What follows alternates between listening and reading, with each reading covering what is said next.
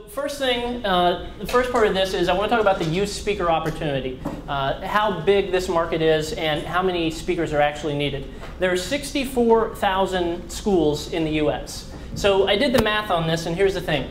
If you can get 1% of them to hire you, at some point over the next 12 years, you will make $100,000 each year for 12 years.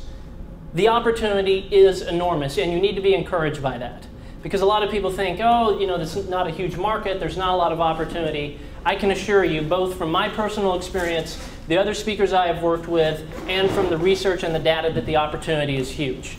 So, tons of schools, other organizations that hire speakers that specifically speak to students, to youth, however you specify that for your niche, youth organizations and nonprofits.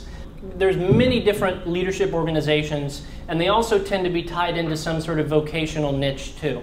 Right? So let's say, take FFA for example.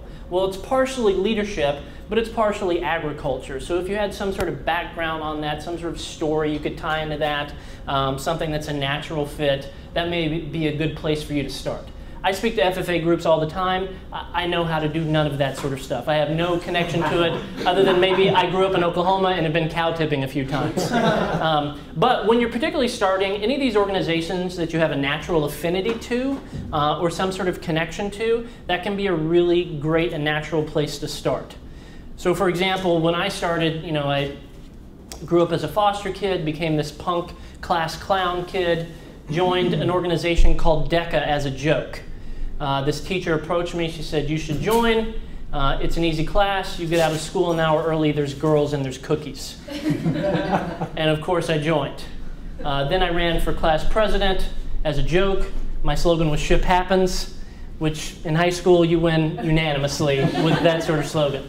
But again, my point to bring that up is that DECA was sort of a natural starting place for me. I could speak the jargon, I knew the stuff, I sort of, you know, I helped select speakers for us to bring to our conference. So think about any of those places you have a natural affinity. You know, so for you, there's lots of organizations with you know, youth that have disabilities, other sorts of challenges. That's natural. For me, I grew up in foster care, so anything that's foster care related, that's just sort of a natural, easy fit. However, do not be discouraged by that of, you know, if I wasn't at risk, I can't speak to at-risk youth. No, that's not what I'm saying. I'm saying it's an easy place to start and to begin to get those first gigs, those places where you can get videotaped, those first recommendation letters, all that sort of stuff. So again, all those are listed for you in the back. We've got a lot to cover, so I'm not going to waste your time going over what each of them are. So let's talk about how schools and organizations pay for a speaker.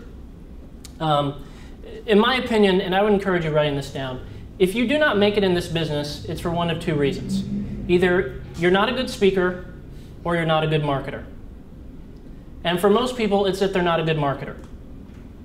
And so they don't get hired enough to eventually become a really good speaker. When I started, I was not amazing. I was decent. I was decent. People could see a little bit of talent. What has made my ability to speak in front of youth really good? Just doing it lots and lots and lots of times. Becoming comfortable, more comfortable in my material, more confident. So this is why we're going to go over a lot of the business, the marketing stuff, because if you do not get hired, you're going to get discouraged, you're going to burn out. If you don't understand how to get paid, you're going to stop, you're going to go get some other job, and you're going to leave your passion behind. And I don't want you to do that, right? You all have great messages. I don't know specifically what those are. We're going to get into that. But if you don't understand how to get hired, how to get in front of that audience, your message is pointless. Your message is worthless. And you guys know that. So let's talk about that. How do schools and organizations pay for a speaker? They have activity budgets. So they have budgets for assemblies, for pep rallies, for conferences, for special events, grants. Oftentimes, schools will get grants for things, you know, trying to prevent childhood obesity or trying to prevent, you know, teenage pregnancy, trying to prevent all these sorts of things. They also have special budgets, just special budgets set aside for positive stuff to help the teenagers or the youth in that school. Schools also have, particularly schools also have curriculum budgets. And this is sort of a sort of ninja way that you can get in there as a speaker, is once you eventually develop a product, you have a book, you have a DVD, something like that, you can say, hey, if you buy a certain number of these, I'll come and speak for free. And then specifically student organizations, when they have conferences, and most organizations have at least 2 conferences per year where they need speakers and workshop presenters. Well, obviously, the students, sometimes the students are paying to go to these conferences, and also to join these organizations, there are dues.